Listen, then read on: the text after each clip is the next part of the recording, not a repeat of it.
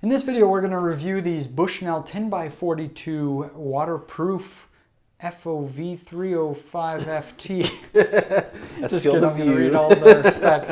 These binoculars. So we bought a whole bunch of binoculars to do reviews of. And you can see our greater review here where we talk about all of them and what our preferences were among them. But in this review, we're just going to focus here on this Bushnell. So when we first got these out of the box and started our testing and spending a lot of time with them, I was really happy with the build of these things. Right. I think the way it's built, I think it looks cool and it definitely looks tough. These things are not going to get broken and beat up any too quick. Yeah, I would agree 100%. I feel pretty confident that I can carry these through the woods, drop them in a puddle of mud, pull them out, wipe them off, and they're just going to be good to go. So that's cool. Like, they got that going for them. That's about where the benefits of these ones ended for me. Unfortunately. So here is the thing that just totally stood out to me on these ones. And that is just like they're super picky.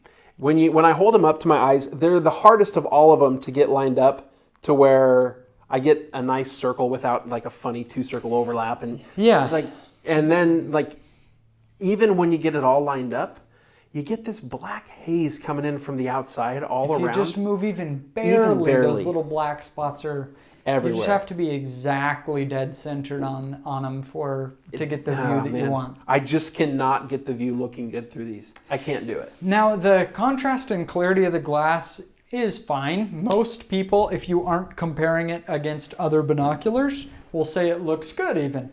So optically, it's not horrible in terms of just the sharpness. But if you put it up against a pair of $150 binoculars, even some that are cheaper than this, but are just better built, you'll say it's a clearer, sharper image. And so our recommendation is just don't buy it, which is rare for us to say. Yes. Usually there's a right customer for something, and it's like, yeah, it's not as good, but it's also cheaper. Yes, this one, there are less expensive options that do better. So let's talk about a little bit more money, a little bit less money, and the quality that we'd recommend there. So if you're going to step up, in price. So the price is fairly substantial. I mean, this is about a $90 binocular. This is about a $150 binocular.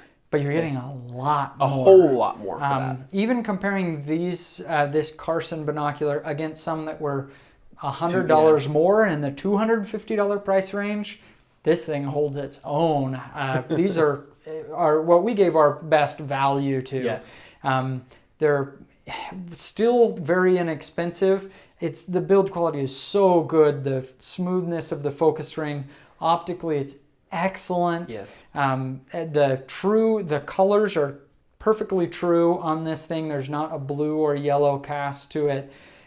You're getting a lot more by going from $90 to $150. On the other end of the spectrum, if I'm looking for an inexpensive binocular that works pretty well for me, this Adorgan is actually half the price. And it's better. Like, it's just a better experience to use. First of all, I can fit it well to my face. Like, I can pull it up, I can line it up, and it looks fantastic, especially if I open the lens. But I can line it up. Let that slide or no, not. I was not going to let that slide. Somebody was going to call me out on that one.